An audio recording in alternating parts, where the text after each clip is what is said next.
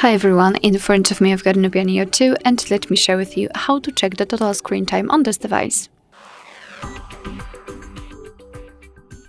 So let's start with opening the settings, and here we have to scroll down to the very bottom to find digital well-being and parental controls. Let's tap on it. As you can see here, we've got the graph which will show us for how long we've been using this device today. In my case it was 45 minutes and most of the time I've spent on the settings. We've got also the unlocks and notifications count.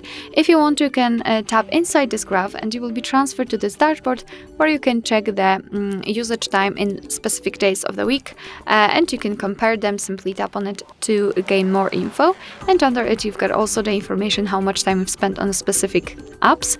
And the second way is to tap on the app. So for example, the settings, the camera, or any other app which will appear right here.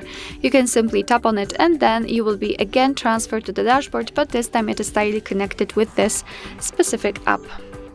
Alright, so that will be all. Thank you so much for watching. I hope that this video was helpful, and if it was, please hit the subscribe button and leave the thumbs up.